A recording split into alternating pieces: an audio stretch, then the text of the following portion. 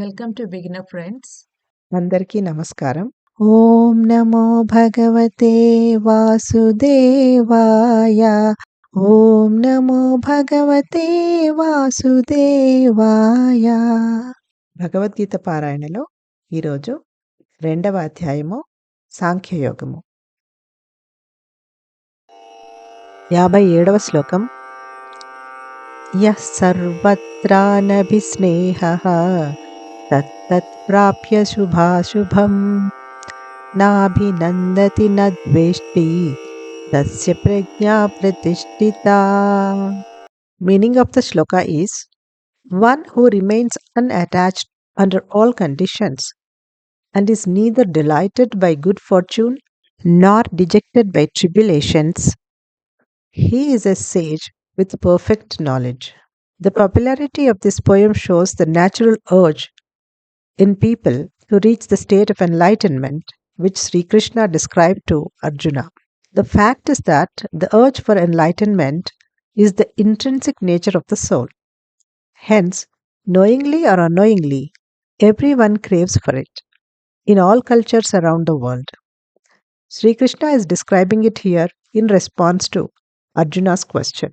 ఇప్పుడు తెలుగులో తాత్పర్యం. ఎవరైతే అన్ని పరిస్థితులలో మమకారం ఆసక్తి లేకుండా ఉంటారో, సౌభాగ్యానికి హర్షమునందకుండా మరియు కష్టాలకు కృంగిపోకుండా ఉంటారో వారు పరిపూర్ణ జ్ఞానంతో ఉన్న మునులు. ఈ పద్యం అత్యంత ప్రజాదరణ పొందింది. భారతదేశంలో కాకుండా ఇతర దేశాలలో కూడా ప్రజాదరణ పొందిన పద్యం. ఈ పద్యం యొక్క ప్రజాదరణ ద్వారా శ్రీకృష్ణుడు అర్జునుడికి చెప్పిన ఈ జ్ఞానోదయ స్థితిని చేరుకోవాలనే సహజమైన తపన జనులకు ఎంతగా ఉందో తెలుస్తుంది. నిజానికి జ్ఞానోదయ వాంఛ అనేది ఆత్మ యొక్క అంతర్గత స్వభావం. అందుకే ప్రపంచవ్యాప్తంగా అన్ని సంస్కృతులలో ప్రతి ఒక్కరూ తెలిసినా తెలవకపోయినా దానిని కోరుకుంటారు. శ్రీకృష్ణుడు అర్జునుడి ప్రశ్నకు సమాధానంగా దానిని ఇక్కడ వర్ణించాడు. ఈ శ్లోకంలో అభిస్నేహము అనే పదం వాడారు. అభిస్నేహము అంటే గాఢమైన స్నేహం. మనం ఎంతమందితో స్నేహంగా ఉన్నా సరే కొంతమందితో ఎక్కువ స్నేహభావంతో ఉంటాము. కానీ స్థితప్రజ్ఞుడు అందరినీ ఇష్టపడతాడు. కానీ ఎవరూ లేకపోయినా ఏమీ అనుకోడు. ఎందుకంటే అతను ఎవరి మీద ఆధారపడి లేడు.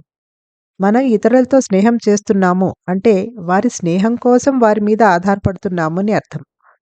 కానీ స్థితప్రజ్ఞుడు అయిన వాడు అందరితో స్నేహంగా ఉన్నప్పటికీ ఎవరి మీద ఆధారపడే స్నేహం కాదు. ఎల్లప్పుడూ స్వతంత్రంగా ఉంటాడు. అనుకూలము ప్రతికూలము ఏది వచ్చినా సుఖము దుఃఖము పొందడు. అన్నింటినీ సమంగా చూస్తాడు. దేనికి అనవసరంగా స్పందించడు. అనవసరమైన పనులను చేయడు. అవసరమైన పనులనే చేస్తాడు. ఏ పని చేసినా బాగా ఆలోచించి చేస్తాడు. ఏ విధమైన వికారములకు లోనుకాడు. అటువంటి వ్యక్తి యొక్క ప్రజ్ఞ జ్ఞానము స్థిరంగా అచలంగా ఉంటుంది. ఓం నమో భగవతే వాసుదేవాయ.